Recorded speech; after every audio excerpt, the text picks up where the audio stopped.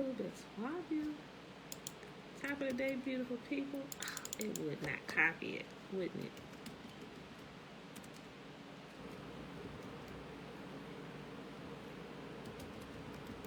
Sorry, y'all.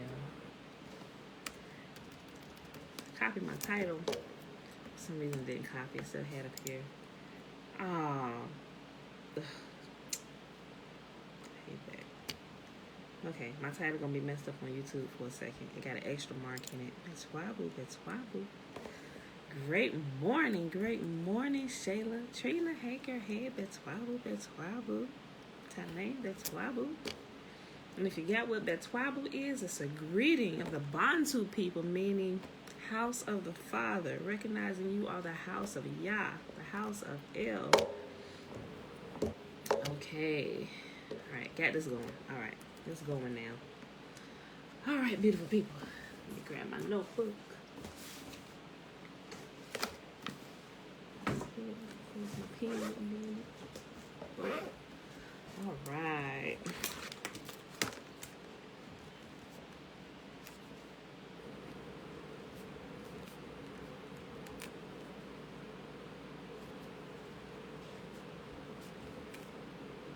All right, beautiful people. Happy Thursday, guys. We are at the last day of the month. Peace and blessings, Aliyah. All right, y'all. It is the last day of 2020. Tomorrow we in 2021.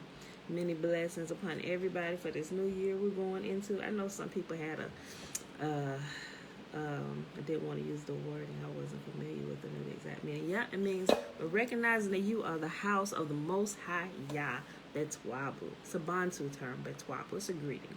And a lot of times they say it twice. I noticed that. So when I started inquiring, I'm searching into a little bit of history. And they say it twice, just recognizing you are the house of the Most High, So, but all right, y'all. So the last day of 2020, may everybody's new year, although technically we know this is not the new year yet, according to how Yahuwah reckons time, that is not until Passover time, which is going to be the March-April time frame. Actually, Passover this year, I believe it's actually in April and not March, because that's just the way it is, the count and everything. But I'm going to double check that. But anyway, Passover time is, according to, as Yahuwah told us to reckon time, it is the first month of the year, which makes sense because it's spring. Duh. Everything starts anew in spring. It's a whole cycle. It's like the cycle of life. You got spring, summer, fall, and winter. It coincides with our lives. Think about it. When we're like babies, infants, toddler stage, just like the springtime of our life. Then we're going to teenage years. That's like the summer. Then you got early adulthood. That's like the fall. Then you have the latter adulthood, which is the winter, when we're growing old and going to the grave. And the cycle just keeps repeating. Everything that Yahuwah has done, we can see it done in nature. Everything. And it's such a beautiful cycle. All right, y'all. So it is the last day of 2020. December the 31st, 2020. Day 38 of year 3 of reading through the books of the law and the prophets. And of the 3-year consecutive day count, day 707. Y'all, today we are reading, we are starting at Enoch 90. I didn't decide how many chapters I want to read today. Yeah, I think I'm probably just going to stick with the 2 or 3, but I think 90 is pretty long too, if I remember correctly.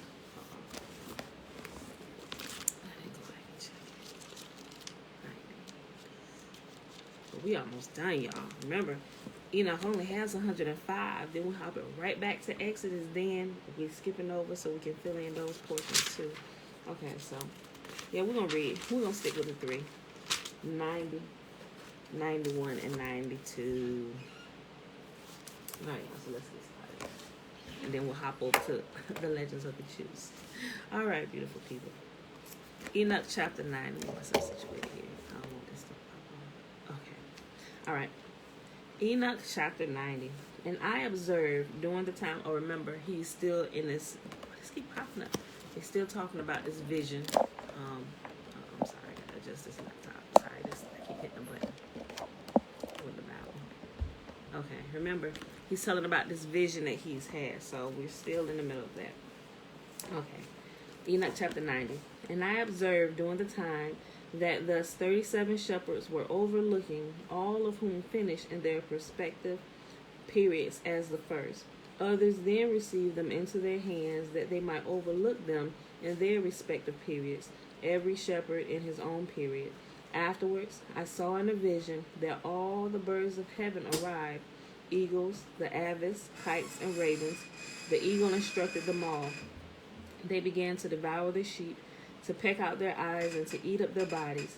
The sheep then cried out, for their bodies were devoured by the birds. I also cried out and groaned in my sleep against the shepherd which overlooked the flock. And I looked, while the sheep were eaten up by the dogs, by the eagles, and by the kites. They neither left them their body, nor their skin, nor their muscles, until their bones alone remained, until their bones fell upon the ground, and the sheep became diminished. I observed likewise during the time that 23 shepherds were overlooking, who completed their respective periods, 58 periods. Then were small lambs born of those white sheep, who began to open their eyes and to see, crying out to the sheep. The sheep, however, cried out not to them, neither did they hear what they uttered to them, but were deaf, blind, and obdurate in the greatest degrees. I saw in a vision that ravens flew down upon those lambs, that they seized one of them, and that tearing the sheep in pieces, they devoured them. I saw also that the horns grew upon those lambs, and that the ravens lighted down upon their horns. I saw too that a large horn sprouted out on an animal among the sheep, and that their eyes were open. He looked at them, their eyes were wide open, and he cried out to them. Then Deliverance saw him, all of who ran to him. Yeah, that's Deliverance. That says Bella. Then the Deliverance saw him, all of who ran to him. And besides this, all the eagles, the aves, the ravens, and the kites were still carrying off the sheep, flying down upon them and devouring them. Oh, I need some water.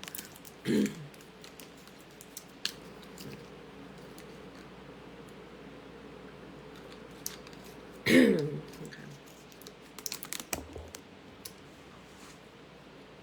The sheep were silent, but Deliverance lamented and cried out.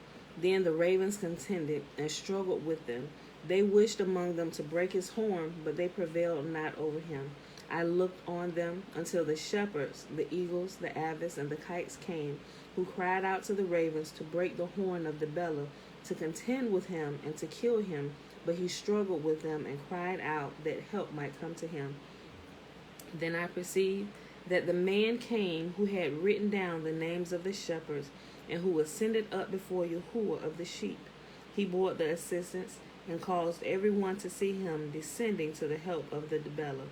I perceived likewise that Yahuwah of the sheep came to them in wrath, while all those who saw him fled away. All fell down in his tabernacle before his face, while all the eagles, the aves, the ravens, and kites assembled and brought with them all the sheep of the field.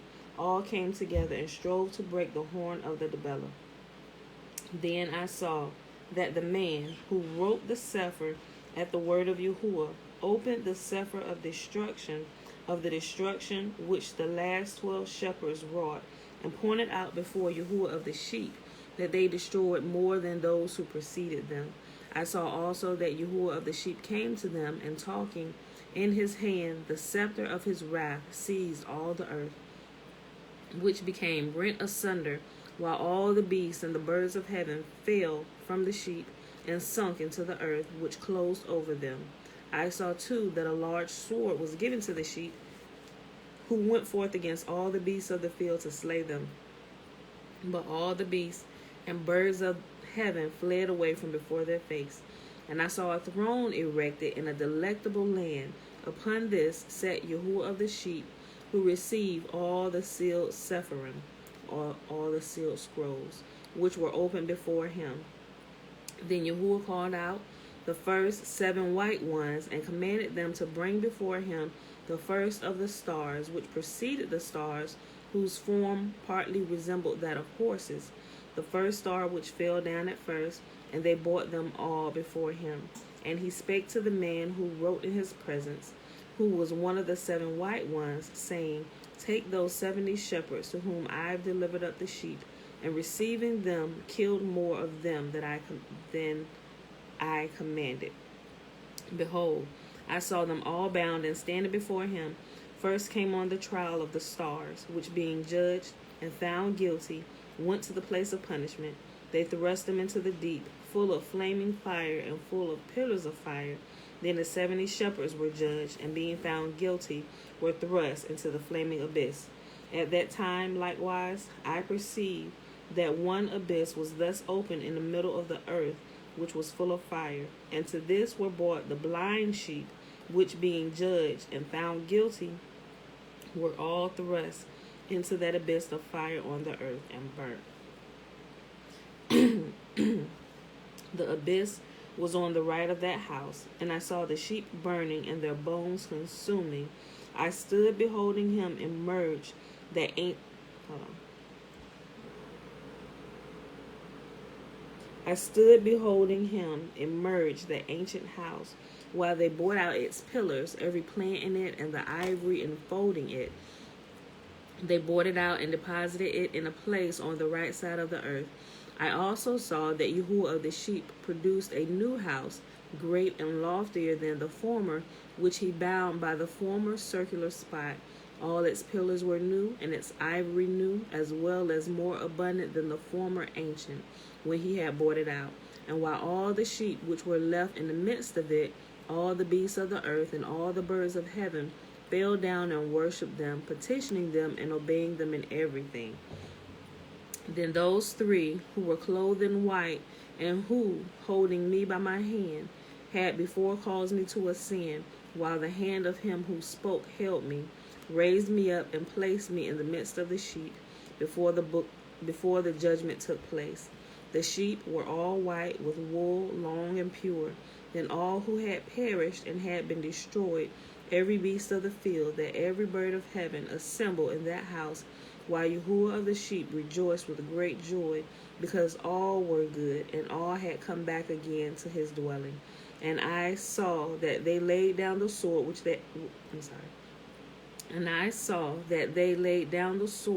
which had been given to the sheep, and returned it to his house, sealing it up in the presence of Yahuwah.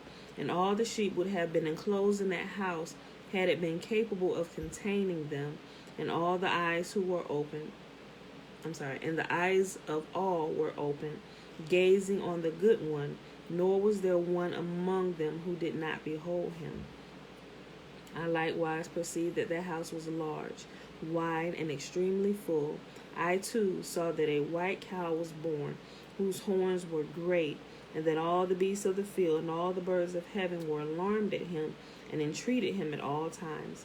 Then I saw that the nature of all of them was changed, and that they became white cows, and that the first in the midst of them spoke, when that word was a wild ox. Upon the head of that wild ox were great and black horns. While Yahuwah of the sheep rejoiced over them and over all the cows. I lay down in the midst of them. I awoke, and I saw the whole. This is the vision which I saw, laying down and waking. Then I blessed Yahuwah of righteousness and gave glory to him. Afterwards I wept abundantly, nor did my tears cease, so that I became incapable of enduring it. While I was looking on, they flowed on account of what I saw, for all was come and gone by. Every individual circumstance respecting to the conduct of mankind was seen by me.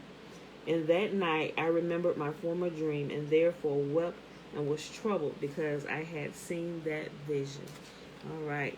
Oh my gosh, Trina. Thank you. I've been moving so fast, and I looked at it, y'all, and didn't even think about it, and I pulled it up, the shimmer. I'm going to do it right when I get done. And that was the thing I was worried about. I was like, if I put this up here, it's just going to start blending in, because I spend so much time in front of it, and it just becomes a part of the computer. Thank you, Trina. And now, my son Methuselah, call to me all your brethren, and assemble for me all the children of your mother. For a voice calls me, and the Spirit is poured out upon me, that I may show you everything which shall happen to you forever. Then Methuselah went and called to him all his brethren, and assembled his kindred, and conversing with all his children in truth, said, Hear, my children, every word of your father, and listen in uprightness to the voice of my mouth, for I would gain your attention while I address you. My beloved, be attached to integrity and walk in it. Approach not integrity with a double heart, nor be associated with the double-minded men, but walk, my children, in righteousness, which will conduct you in good paths, and let truth be your companion. For I know that oppression will exist and prevail on earth, that on earth great punishment shall in the end take place, and that there shall be a consummation of all iniquity, which shall be cut off from its root, and every fabric shall pass away. Iniquity, however, shall again be renewed and consummated on the earth. Every act of crime and every act of oppression and impiety shall be a second time embraced. When therefore iniquity, sin, blasphemy, tyranny, and every work shall increase, and transgression, impiety, and uncleanness also shall increase, upon them all shall great punishment be inflicted from heaven.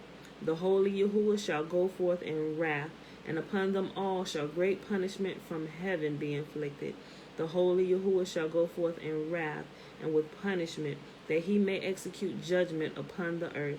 In those days oppression shall be cut off from its roots, and iniquity with fraud shall be eradicated, perishing from under heaven. All the idols of the nations shall be surrendered with its inhabitants. With fire shall they be burnt. They shall be brought from every part of the earth, and be cast into a judgment of fire. They shall perish in wrath, and by a judgment overpowering them forever. Righteousness shall be raised up from slumber, and wisdom shall be raised up and conferred upon them. Then shall the roots of iniquity be cut off, sinners perish by the sword, and blasphemers be annihilated everywhere. Those who meditate oppression and those who blaspheme by the sword shall perish. And now, my children, I will describe and point out to you the path of righteousness and the path of oppression. I will again appoint them out to you, that you may know what is to come. Hear now, my children, and walk in the path of righteousness, but shun that of oppression, for all who walk in the path of iniquity shall perish forever. All right, y'all, last chapter from the Book of Enoch for today, Enoch Chapter 92. That which was written by Enoch, he wrote all this instruction of wisdom for every man of dignity and every judge of the earth, for all my children who shall dwell upon the earth, and for subsequent generations, conducting themselves uprightly and peaceably. Let not your spirit be grieved on the account of the times, for the Holy, the Great One, has prescribed a period to all. Let the righteous man arise from slumber. Let him arise and proceed in the path of righteousness in all its paths, and let him advance in goodness and eternal clemency.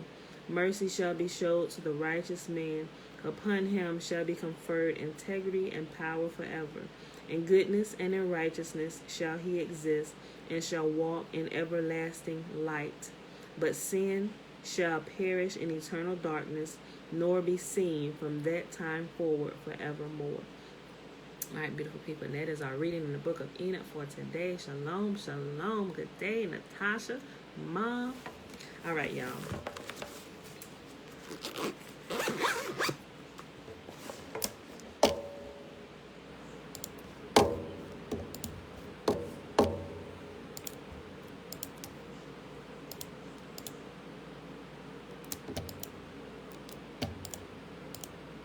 Popping up. Okay. Hear therefore, O Israel, and observe to do it, that it may be well with thee, and that ye may increase mightily, as Yahuwah, the God of our fathers, has promised us, in a land that flows with milk and honey. Hear, O Israel, Yahuwah, our God, he is one God. And thou shalt love Yahuwah, our God, with all thy heart, and with all thy soul, and with all thy might. And these words which I command thee this day shall be in thine heart, and thou shalt teach them diligently unto thy children. And thou shalt talk of them when thou sittest in thy house, and when thou walkest by the way, and when thou liest down, and when thou risest up. And thou shalt bind them for a sign upon thy hand, and they shall be as frontlets between thine eyes. And thou shalt write them upon the posts of thy house and on thy gates. And Yahuwah commanded us to do all these statutes, to fear Yahuwah our God for our good always, that he might preserve us alive, as it is this day. And it shall be our righteousness if we observe to do all these commandments before Yahuwah our God, as he has commanded us. And remember, y'all, the actions, we should write his commandments as a sign upon our hand, meaning our actions and all that we do, and also as frontlets between our eyes, and all that we would think about it, let it be in righteousness, because remember, our thoughts drive our actions. And although I don't say it a lot, it says, and thou shalt write them upon the posts of thy house and upon thy gates.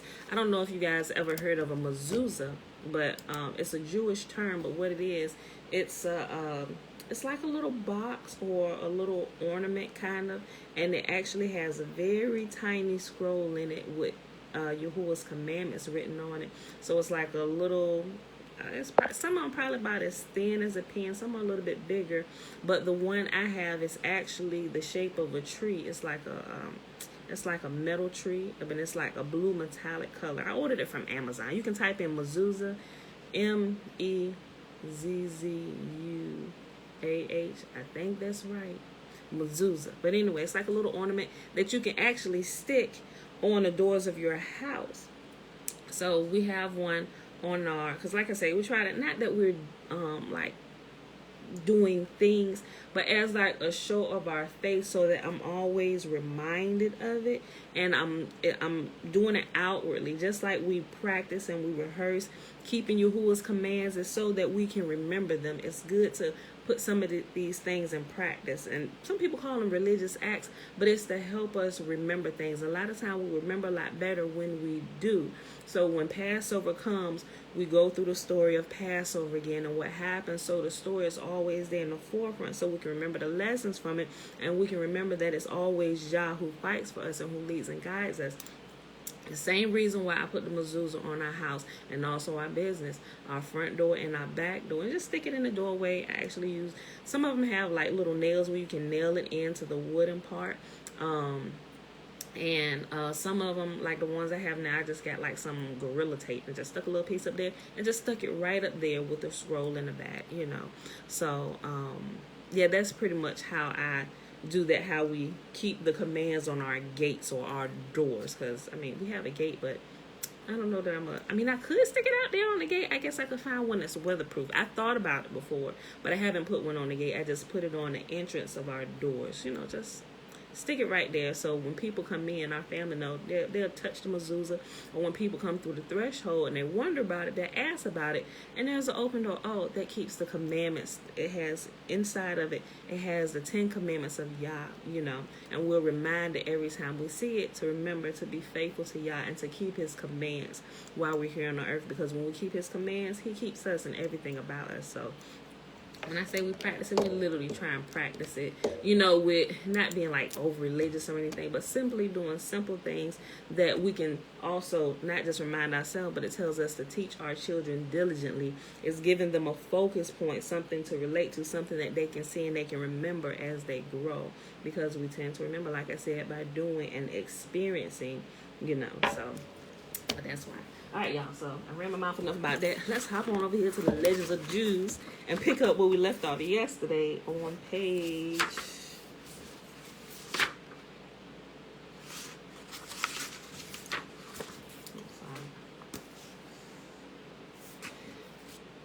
Did I read this part? I didn't. No. Okay, that's what I was wondering. I was about to say 77, but it's actually page 76. And if you have the smaller book, it's the section, The Visit of the Angels. And y'all probably noticed that I changed my title from yesterday, because we were supposed to read this yesterday, and my title I pulled from this portion, but we never got to it. So I had to go back and change my title from yesterday. So, and I didn't use the same title that I used yesterday. Did I change? I just changed it just a little bit, talking about the 3 strangers instead of the angels. I did do the shimmer. I just did the shimmer. That y'all thing is probably coming in late. I think this is delayed over here on YouTube for some reason. But I did. We just did the shimmer. All right, y'all. And remember, the Shema is found in Deuteronomy chapter 6. And actually, you really should read the whole chapter, because the whole chapter expounds on the Shema alone. But the actual Shema we didn't read like the whole thing. We just read the main portion of it, was telling us to remember and to teach our children, and that Yahuwah would be with us and keep us through it all as we do it, right? Okay. All right, so the visit of the angels, and I'm not sure if y'all know the story. Remember, Abraham was chilling at home, and Yahuwah decided to come down, and he had 3 visitors that showed up, and he was like, should I tell Abraham, my friend, what I'm about to do to Sodom? Because Lot lived in Sodom, right? Okay, so this gives more detail about that and who these 3 angels were that showed up. This is really good. Okay, the visit of the angels. On the 3rd day after his circumcision, when Abraham was suffering in dire pain. Okay, remember, he just decided he was going to keep Yahuwah's command to circumcise himself. Yahuwah had just given him the command, so he was out of commission for a couple of days, right? Okay, so that's where we left off with this yesterday. On the 3rd day after his circumcision, when Abraham was suffering in dire pain, Yahuwah spoke to the angels, saying, "Go to, let us pay a visit to the sick."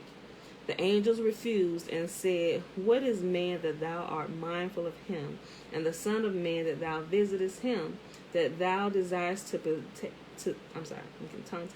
that thou desirest to betake thyself to a place of uncleanness, a place of blood and filth?" But Yahuwah replied unto them, "Thus do ye speak, as ye live. The savor of this blood is sweeter to me than the myrrh and incense, and if you do not desire to see Abraham, I will go alone." The day thereon Yahuwah visited him was exceedingly hot, for he had bore a hole in hell, so that its heat might reach as far as the earth, and no wayfarer venture abroad on the highways, and Abraham be left undisturbed in his pain. But the absence of strangers caused Abraham great vexation, and he sent his servant Eliezer forth to keep a lookout for travelers. Okay, so remember, Abraham was in the habit of when travelers passed by, he would know if they were good, if they were evil, and if they were already in the path of righteousness, he would bless them and feed them and send them on their way. If they needed shelter, whatever, he would help them out. But he would also do the same for those who were wicked. But for the wicked ones, he immediately set about the task to teach them of the truth of Yahuwah, right? Okay, so he was getting kind of concerned that people weren't coming back, but it was ordained by Yah so that Abraham could heal. The man just got some of his man parts taken away. Not man parts, but the flesh. He was circumcised, y'all. Y'all get it. Okay. So, but Yahuwah caused this to happen, but he didn't realize that at this point. Okay. The day whereon Yahuwah had visited him was exceedingly hot, for he had bore a hole in hell, so that its heat might reach as far as the earth, and no wayfarer venture abroad on the highways, and Abraham be left undisturbed in his pain. But the absence of the strangers caused Abraham great vexation, and he sent his servant Eliezer forth to keep a lookout for travelers.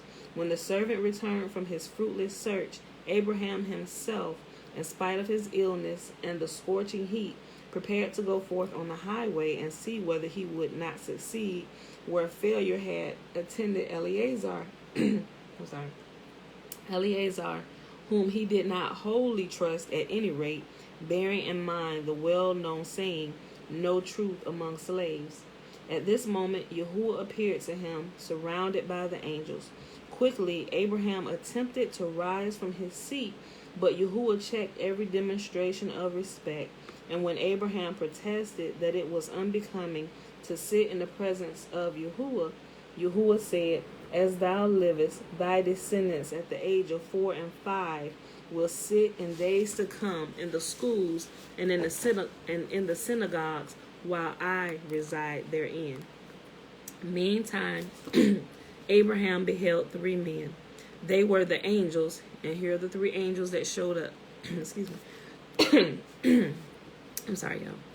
They were the angels Michael, Gabriel, and Raphael.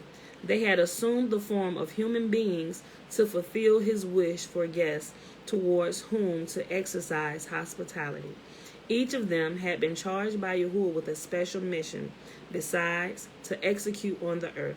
Raphael was to heal the wound of Abraham. Michael was to bring Sarah the glad tidings that she would bear a son.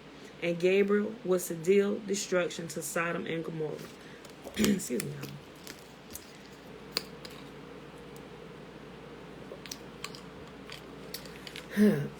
Okay, my voice be doing this in the morning early sometime when I get up, and I be trying to work out my voice before I get up here, otherwise it gets raspy and stuff. So that's why I figured I'd switch my workout to the morning. But while I'm working out, maybe I should sing to get my vocal cords some exercise. But because I pushed my workout to after the reading today, I'm having this raspy voice problem again. Okay, so okay, all right, y'all. Okay, Raphael was to heal the womb of Abraham. Michael was to bring Sarah the glad tidings that she would bear a son, and Gabriel was to deal destruction to Sodom and Gomorrah. Arrived at the tent of Abraham, the three angels noticed that he was occupied in nursing himself, and they withdrew.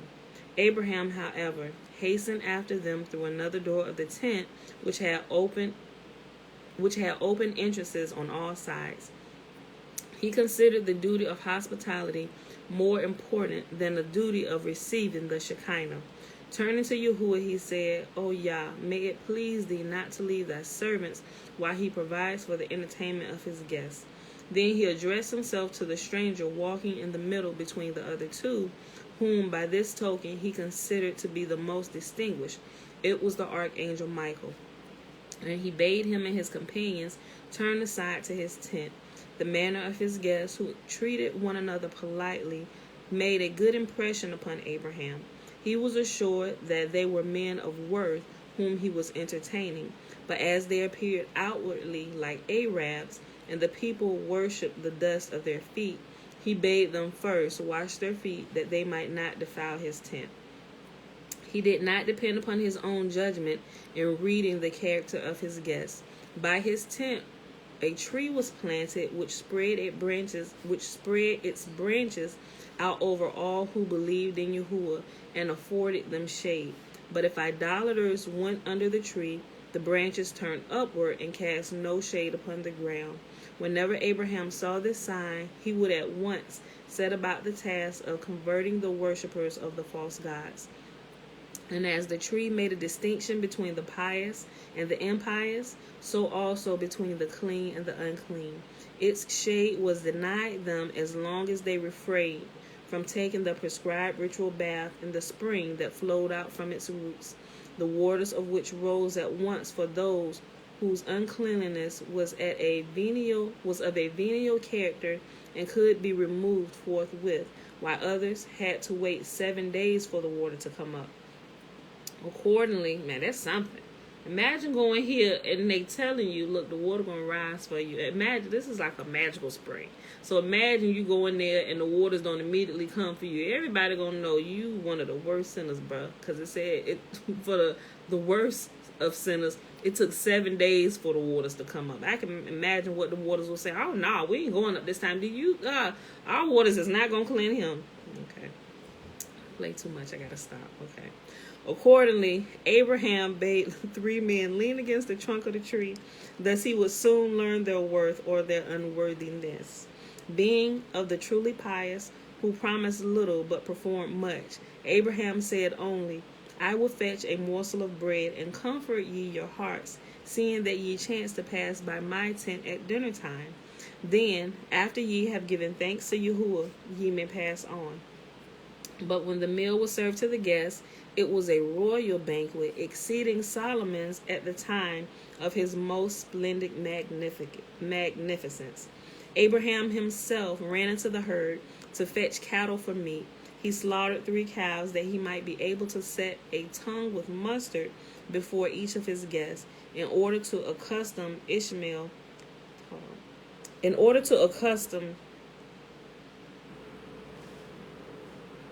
Oh, okay. I'm sorry. I was missing this line. In order to accustom Ishmael to God-pleasing deeds, he had him dress the calves, and he bade Sarah bake the bread. But as he knew that women are apt to treat guests niggardly, or I'm saying poorly, I'm like, wow, what a word to use. He was explicit in his request to her. He said, make ready quickly 3 measures of meal, yea, fine meal. As it happened, the bread was not brought to the table because it had accidentally become unclean, and our father Abraham was accustomed to eat his daily bread only in a clean state.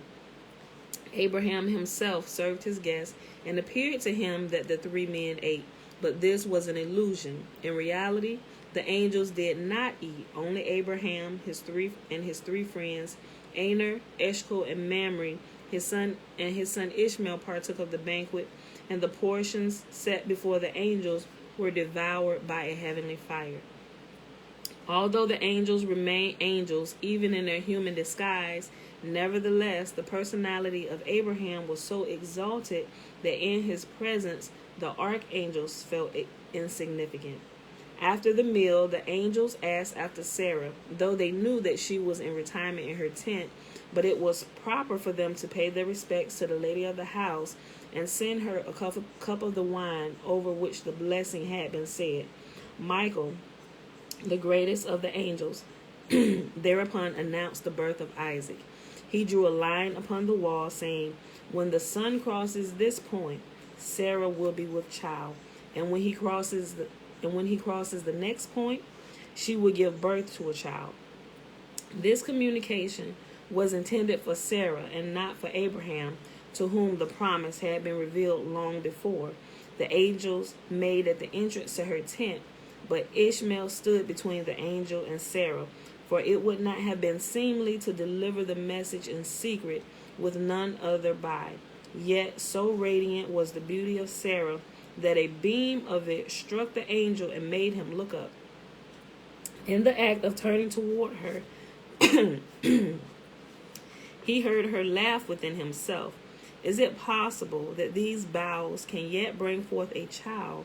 These shriveled breasts give suck? And though I should be able to bear, is yet not my Lord Abraham old? And Yahuwah said unto Abraham, am I too old to do wonders? And wherefore doth Sarah laugh, saying, shall I of a surety bear a child which I am old? I'm sorry. Am I too old to do wonders? And wherefore doth Sarah laugh, saying, shall I of a surety bear a child which am old? The reproach made by Yahuwah was directed against Abraham as well as against Sarah, for he too had shown himself of little faith when he was told that a son would be born unto him. But Yahuwah mentioned only Sarah's incredulity, leaving Abraham to become conscious of his defect.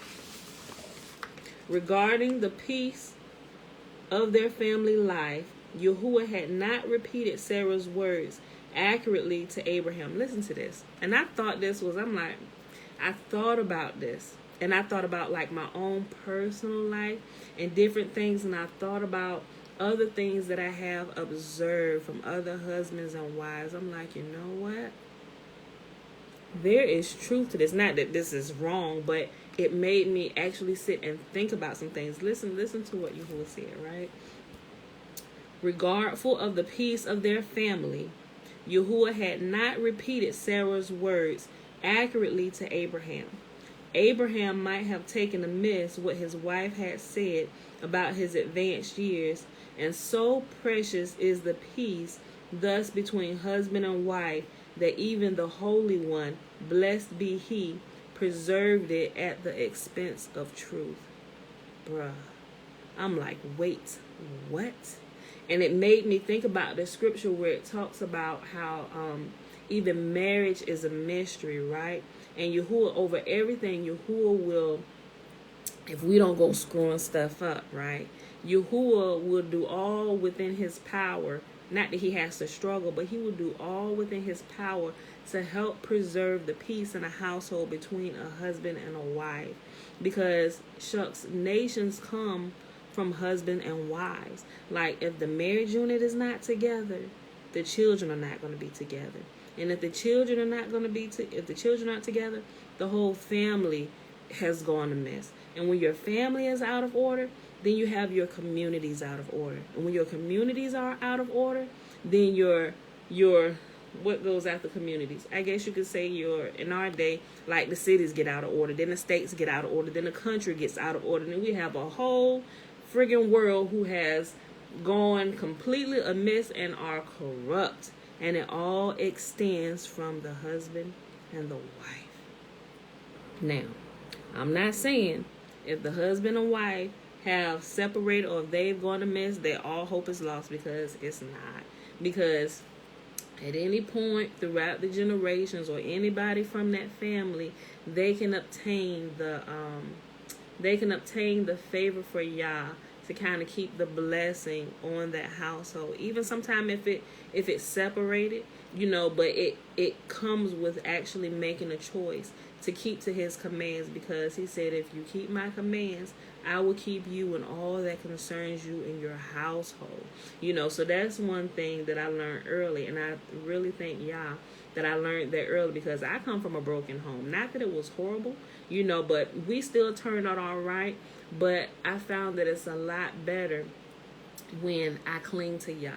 I didn't necessarily have to go through some of the struggles that my siblings did. Not that they went through the worst, but because I decided to cling to Yah in all things and not turn away from him. Not that things weren't hard and I didn't run into stuff, but I will always consult Yah first, even if things was horrible, and even if I thought he was the cause of it. Not that I would ever blame anything on him, but I know it's us human and our frailty and what we do.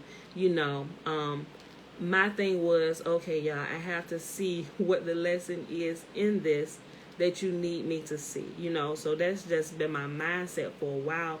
Even in bad situations, I try to pull the good out of it, because I realize real quick, when I focus on the bad and what's wrong, I just kind of continue and things go from bad to worse. So I'm like, wait a minute. So I find that when I tend to focus on what's good, even when dealing with people, like, I'll trust you. Like, I will see the good in you. Everybody could tell me the worst about you, but I will look for light in you, because I know if there is some light in you, I can work with you, But I'm just saying, I choose to see the good in people rather than the bad, And a lot of times I don't like to hear people talk bad about other people, because I understand humans are real frail and we make decisions sometimes when we're not in our right mind, So I'm like, people have those moments, and they were probably having a moment, but I consider them still to be good people, So that's just the way I've grown up doing things, right? And I realize it keeps me in a better mindset. It keeps me from snapping off on people and keep me out of jail. Seriously. So I'm gonna read that again, because I'm like, Father, this is so true, and I know this to be it, personally, and Yahuwah, even if we get our marriages all screwed up, if both parties are willing to, like, look, we screwed up, we really don't see no way out of this, and it just looked like that we need to part ways, because there is really nothing we can do, but if you both, even if you're at your wit's end and you don't know what to do, but if both of you cry out to Yah, be like, Father, we don't know how this gonna work. We've tried everything that we've seen. If this gonna stay together, you gonna have to help us. And not saying that everything gonna get good, because you still gonna have a lot of trying days, hard days. I know, I live in it, so, but I'm just saying, when you have two parties, husbands and wives, who their source, and they realize that their source of all is Yah, when we turn to Yah, Yah can then begin to mend things. And even if we're I'm trying to say, if we're this far apart, I did like this so y'all can say, but if we're this far apart, as we go to Yah, Yah will begin to bring us back together. By turning to Yah, he lessens the distance between us till we all come to a meeting place. Okay, now that I have both of you here in front of me, let's work this out together, right? So going close to Yah, it's only good for husbands and wives to go to Yah first. Even if we're this far separated where we can't even see each other, by us coming to Yah, he brings us to a meeting place and we're back together, right? I hope that makes sense. Okay. Thanks, Katrina. I mean, not Trina, Christina. All right, y'all. So let me just read this again. I just thought these was the sweetest words that I've read in such a long time, and I know them to be the truth, right? Okay. I'll go back here. I'll go back a couple sentences, okay? And Yahuwah said unto Abraham, Am I too old to do wonders? And wherefore doth Sarah laugh, saying, Shall I of a surety bear a child which am old? The reproach made by Yahuwah was directed against Abraham as well as against Sarah. For he too had showed himself of little faith when he was told that a son would be born unto him. But Yahuwah mentioned only Sarah's incredulity, leaving Abraham to become conscious of his defect. And here it goes. Regardful of the peace of their family life, Yahuwah had not repeated Sarah's words accurately to Abraham. Abraham might have taken amiss what his wife had said about his advanced years, and so precious is the peace between husband and wife that even the Holy One, blessed be He, preserved it at the expense of truth.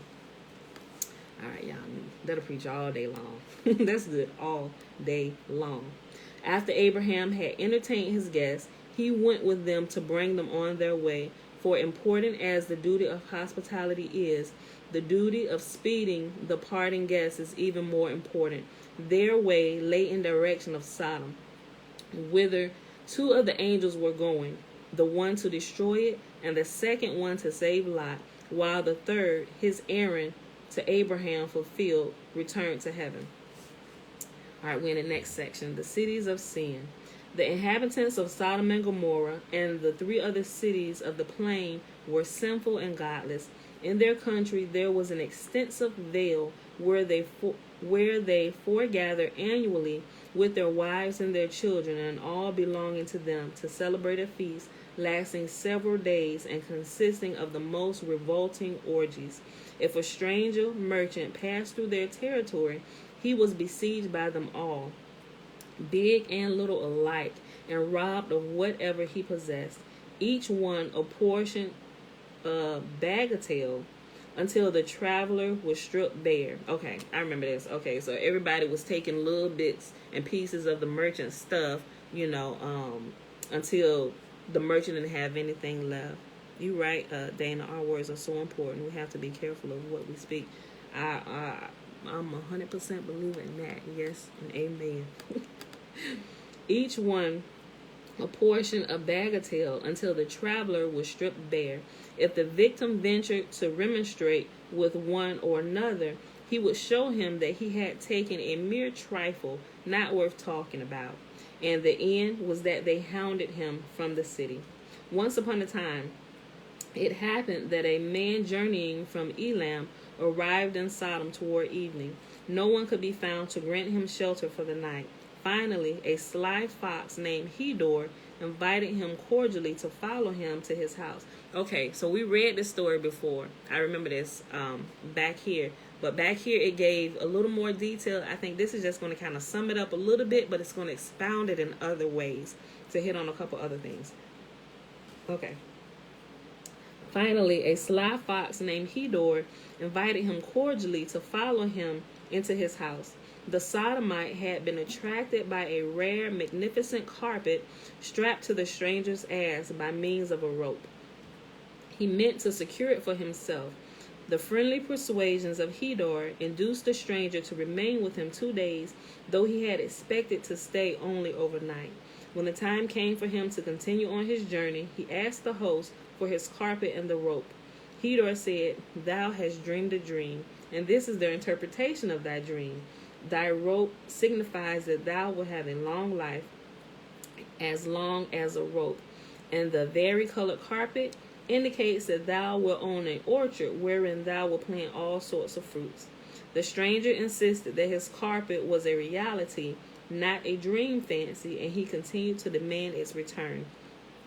Not only did Hedor deny having taken anything from his guest, he even insisted upon pay for having interpreted his dream to him. His usual price for such services, he said, was 4 silver pieces, but in view of the fact that he was his guest, he would, as a favor due to him, content himself with 3 pieces of silver. like, bruh, not only are you stealing from me, but you are extorting the money I have with me. Y'all remember the story, right? After much wrangling, they put their case before one of the judges of Sodom, Shrek by name, and he said to the plaintiff, Hedor is known in this city as a trustworthy interpreter of dreams, and what he tells thee is true. The stranger declared himself not satisfied with the verdict and continued to urge his side of the case. Then Shrek drove both the plaintiff and the defendant from the courtroom. Seeing this, the inhabitants gathered together and chased the stranger from the city, and lamenting the loss of his carpet, he had to pursue his way. As Sodom had a judge worthy of itself, so also had the other cities, Shachar and Gomorrah, Zabnak and Admah, and Manon and Zeboim. Eliezer, the bondman of Abraham, made slight changes to the names of these judges in accordance with the nature of what they did. The first he called Shakara, liar. The second, Shakurura, arch deceiver. The third, Casban, falsifier. And the fourth, Mazel Din, perverter of judgment. At the suggestion of these judges, the city set up beds in their commons. When a stranger arrived, 3 men seized him by his head and 3 by his feet, and they forced him upon one of the beds. If he was too short to fit in it exactly, his 6 attendants pulled and wrenched his limbs until he filled it out. If he was too long for it, they tried to jam him in with all their combined strength until the victim was on the verge of death. His outcries were met with the words, "Thus will be done to any man that comes into our land." After a while, travelers avoided these cities, but if some poor devil was betrayed occasionally into entering by them, they would give him gold and silver, but never any bread, so that he was bound to die of starvation. Once he was dead, the residents of the city came and took back the marked gold and silver which they had given him, and they would quarrel about the distribution of his clothes, for they would bury him naked. Once Eliezer, the bondman of Abraham, went to Sodom at the bidding of Sarah to inquire after the welfare of Lot. He happened to enter the city at the moment when the people were robbing a stranger of his garments. Eliezer espoused the cause of the poor wretch, and the Sodomites turned against him. One threw a stone at his forehead and caused a considerable loss of blood. Instantly the assailant, seeing the blood gush forth, demanded payment for having performed the operation of cupping. Eliezer refused to pay for the infliction of a wound upon him, and he was hauled before the judge Shakara. The decision went forth against him, for the law of the land gave the assailant the right to demand payment. Eliezer quickly picked up a stone and threw it at the judge's forehead. When he saw that the blood was flowing profusely, he said to the judge, "Pay my debt to the man that gave me the balance." Pay my debt to the man and give me the balance. So if y'all remember this story, remember when they was going back and forth, when the man hit Eliezer in the head with the rock, he said, "Now pay me because I just released this bad blood from your forehead." I know y'all remember because I was doing a bit much when I was explaining this story. So they were arguing back and forth. Eliezer said, "I'm not giving you anything. You just bust me in my head. I'm bleeding. And you expect me to pay you money for causing damage to my body? Absolutely not." So they took him before the judge. The judge was just as wicked. So anytime anybody came before the judge always rendered verdict in the case of the inhabitants of Sodom. So the stranger always lost, right?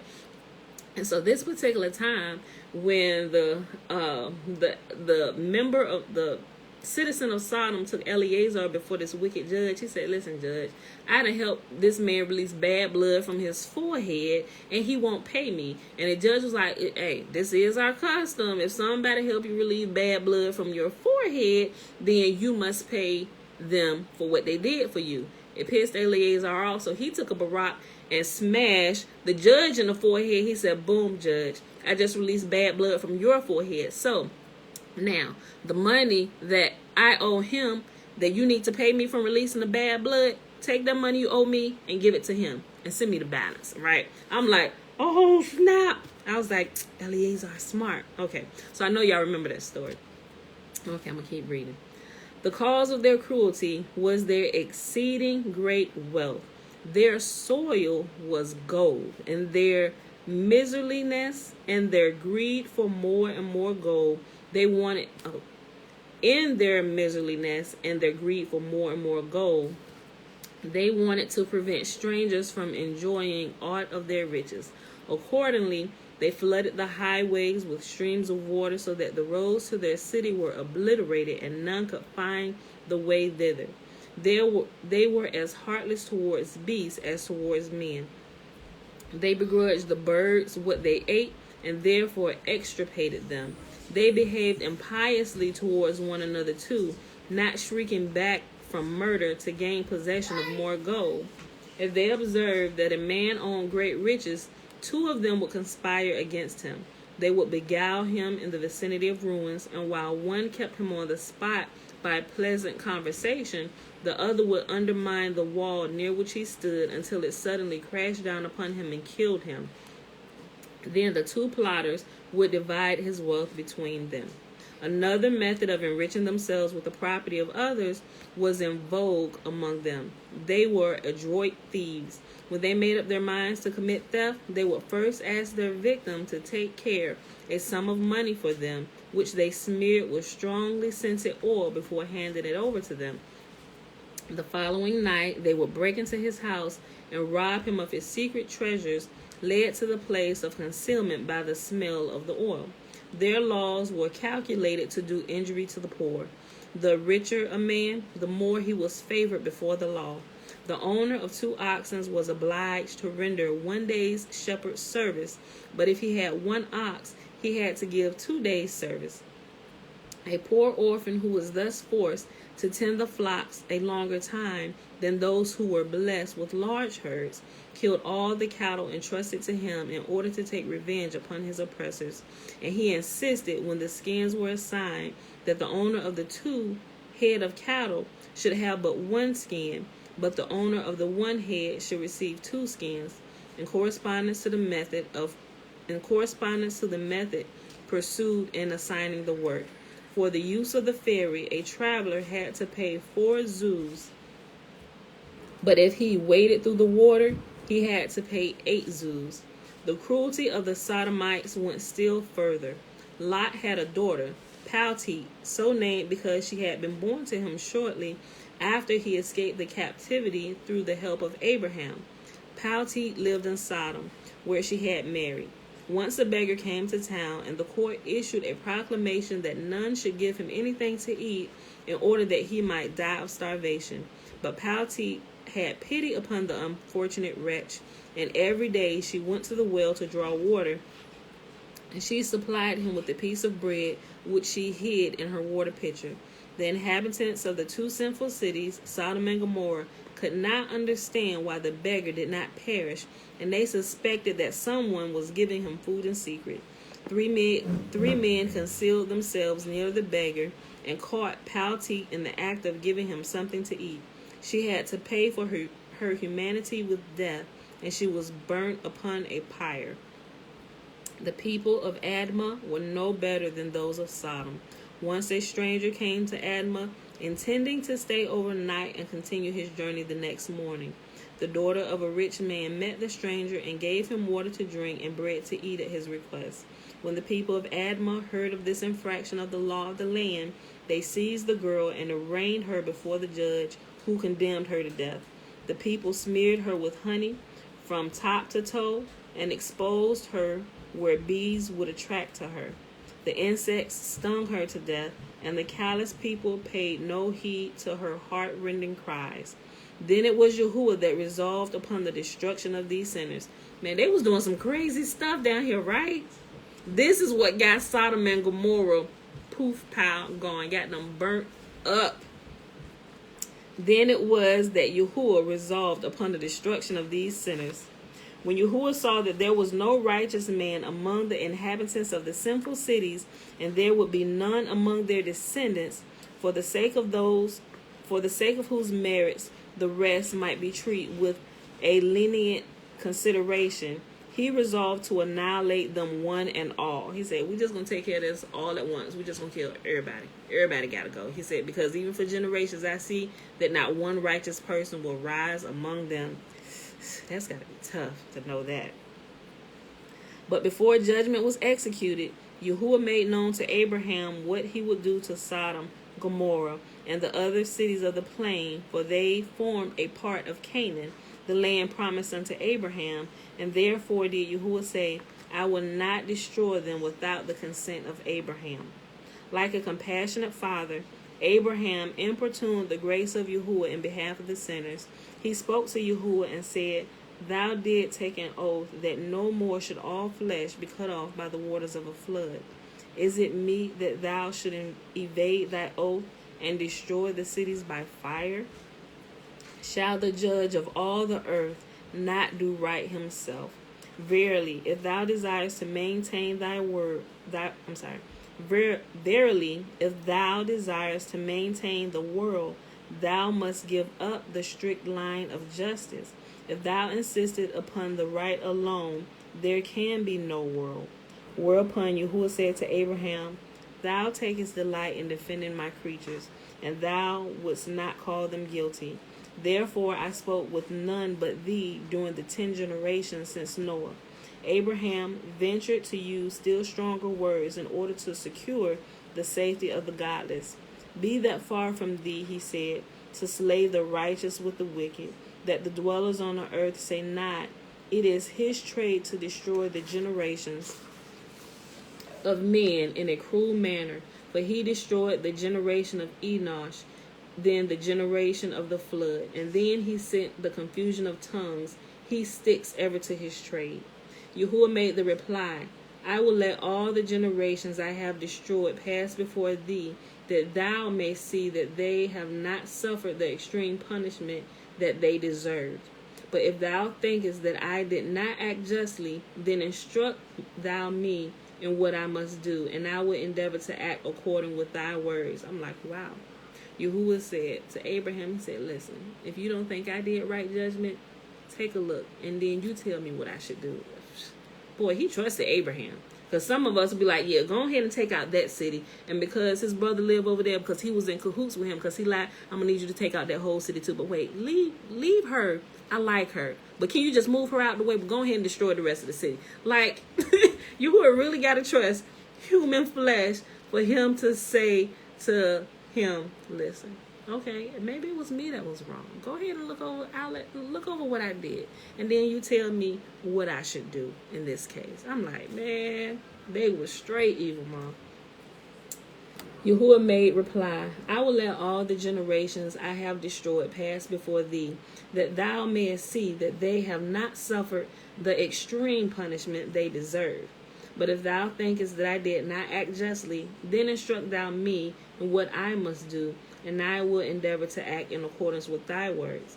And Abraham had to admit that Yahuwah had not diminished in aught the justice due to every creature in the world or the other world. So Abraham was literally saying, the flood was a blessing because y'all should have got way more than the flood. The flood was grace for y'all. Imagine that.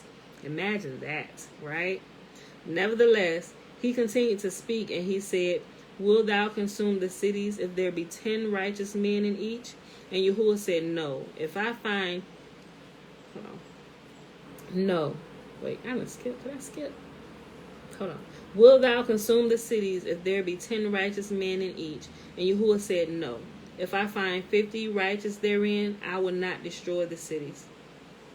Oh, so they just skipped all. Oh, so they started, hold on. What? I think this is another.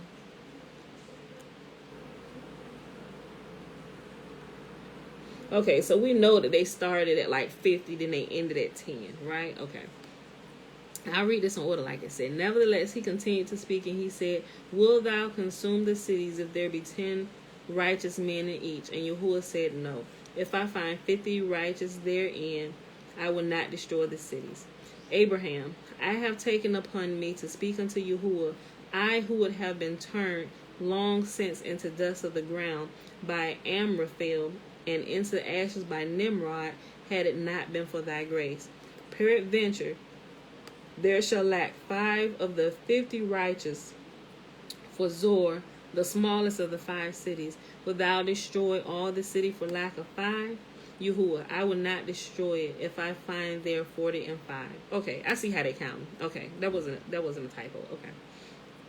Abraham, peradventure there be 10 pious in each of the 4 cities, then forgive Zoar in thy grace, for its sins are not so great in number as the sins of the others. Yahuwah granted his petition, yet Abraham continued to plead. Okay, what I just learned yesterday, Zoar, he said, even if there's none in Zoar, but it's some in the other 4 cities, would you forgive Zoar? Because Zoar was the newest created city, so it had not been around as long as the other surrounding cities. So the sins of this particular city had not reached the height of what the other surrounding cities had. So it was the youngest in all its sins compared to the other cities. That's why he said, then forgive Zoar in thy grace. Like if you found none righteous in Zoar, but you found like 10 in each of the 4 other ones, meaning that you got 40 righteous people, would you forgive not just these, but also the city of Zoar that has none? Peradventure there be 10 pious in each of the 4 cities, then forgive Zoar in thy grace, for its sins are not so great in number as the sins of the others. Yahuwah granted his petition, yet Abraham continued to plead, and he asked whether Yahuwah would not be satisfied if there were but 30 righteous, 10 in each of the 3 larger cities, and would pardon the 2 smaller ones, even though there were no righteous therein, whose merits would intercede for them. This too Yahuwah granted, and furthermore he promised not to destroy the cities, if but 20 righteous were found therein. Yes, Yahuwah conceded that he would preserve the 5 cities for the sake of 10 righteous therein. And remember also Yahuwah said that the righteous are like shields to their generations. So this falls in line with that, where Yahuwah is keeping his word. So if you got one righteous person in your generation, that one righteous person becomes a shield to all of your generation. Just like Abraham was a shield to his generation. He was the one that got to talk to Yah and ask him, hey, can we just give them another chance? Like here, maybe they don't quite understand. Maybe just give them a little bit more time, you know. So thank Yah for the shields of our generations, right? Okay. More than this, Abraham did not ask, for he knew that 8 righteous ones, Noah... Oh, let me go back up. Hold on. Yahuwah granted his petition, yet Abraham continued to plead, and he asked whether Yahuwah would not be satisfied if there were but 30 righteous, 10 in each of the larger 3 cities, and would pardon the 2 smaller ones, even though there were no righteous therein, whose merits would intercede for them. This too Yahuwah granted, and furthermore, he promised not to destroy the cities if but 20 righteous were found therein. Yes, Yahuwah conceded that he would preserve the 5 cities for the sake of 10 righteous therein. More than this, Abraham did not ask, for he knew that 8 righteous ones, Noah and his wife and his 3 sons and their wives, had not sufficed to avert the doom of the generation of the flood. And furthermore, he hoped that Lot, his wife, and their 4 daughters together with the husbands of their daughters would make up the number 10. But what he did not know was that even the righteous in these sin-laden cities, though better than the rest, were far from good. And we heard about some Lot's sins. I don't think we read it yet, but I did. So I understand this a little bit more, which is why we may have, I think I just kind of read ahead a lot or listened to it, but I remember it saying that Lot didn't want to go back to where Abraham was. They split up. Of course, they had they didn't have enough land with all their flocks, but Lot, in comparison to Abraham, Lot was a filthy sinner, which is why he wanted to stay separated from him. But in Sodom and Gomorrah, where he was, Lot was the most righteous person there. You get what I'm saying?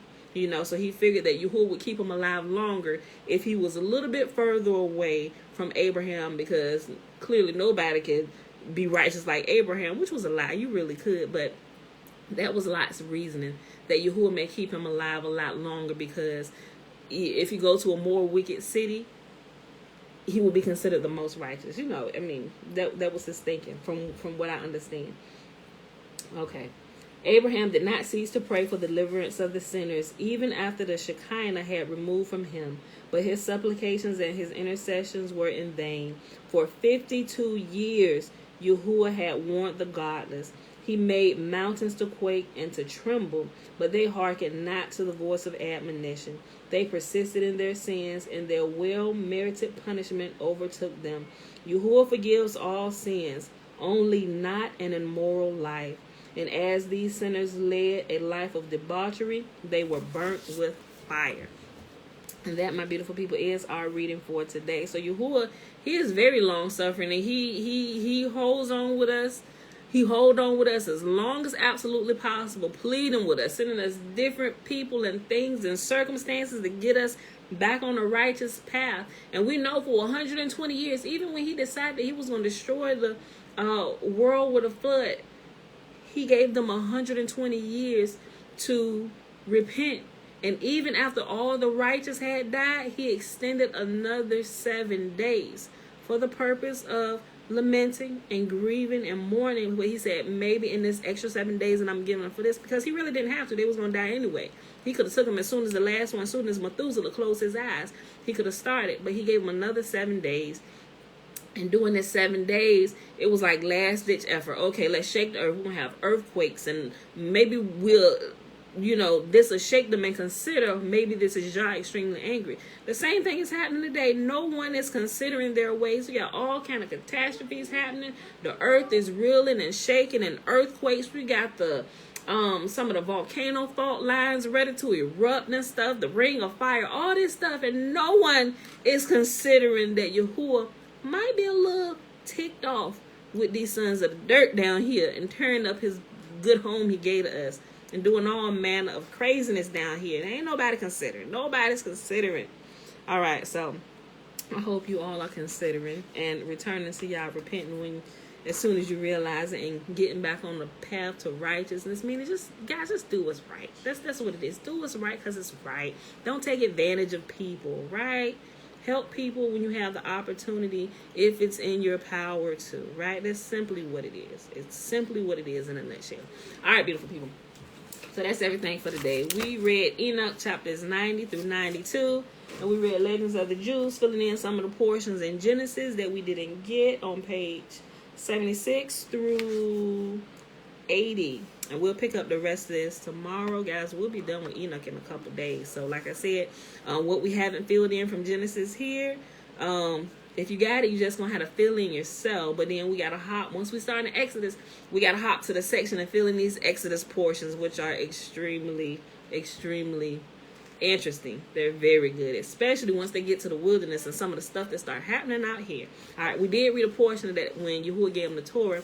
We may read that part again. I don't know. Maybe not. We're just feeling some of the other stuff.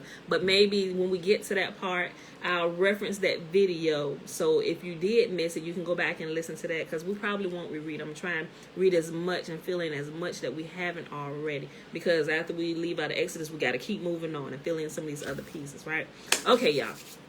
So with that being said, it is the last day of the year. It is December 31st. 2020, day 38 of year 3 of reading through the books of the law and the prophets. Another 3-year consecutive day count, day 707. Y'all, tomorrow starts the Gregorian New Year. So may everybody be blessed, although we technically know that this is not the New Year yet, not until we get into the spring, Passover time. All right, so as long as we're on the same page and we know that, but according to where we live at now, the new year begins tomorrow. We got to start writing it on papers and all that stuff, so we can kind of keep track of time, but we keeping track of time as Yahuwah told us to make sure we fall in line with what he says. Okay, I'm done running my mouth today. Let's do the blessing, y'all. All right, remember the blessing is found in where? Numbers chapter 6, verses 22 through 27. And remember, the first 21 verses is the Nazarite vow. And Yahuwah spake unto Moses, saying, Speak unto Aaron and unto his sons, saying, On this wise ye shall bless the children of Israel, saying unto them, May Yahuwah bless us and keep us. May Yahuwah make his face to shine upon us and be gracious unto us. May Yahuwah lift up his countenance upon us and give us his peace. And they shall put my name upon the children of Israel, and I will bless them. All right, beautiful people, I love you. I'm going to go scroll through real quick, make sure I miss nobody's question. Okay. What, Croatia? I believe it. I get little alerts, Natasha, about the different earthquakes and stuff that's happening all around the world. I was posting a lot that I found to Facebook, but I stopped posting it so much, I'm like, you know what? People don't care. Some people do. I mean, those that care, they're looking at, and they know. But, I was like, I'm going to stop flooding my timeline with all this stuff, trying to help people out, let them know. But I still will post some of the stuff from time to time, but not as much as I was, because it's so much that's happening. My timeline will be full of just all the, like, end of the world stuff. And I'm like, okay, I don't want to scare people, but I want my timeline to be more of a source of light, yet informative, let you know what's going on if you didn't know, but it can be a place of light. Granted, I know it's social media, but hey, let's make the best of it. Let's be a light in everything, right? So that's what I chose to do with my timeline and with all my social media. All right, y'all. So that being said, I'm done. I'm just running my mouth now. I got to get my workout done because I ain't do it earlier today. So, all right, y'all. Love y'all.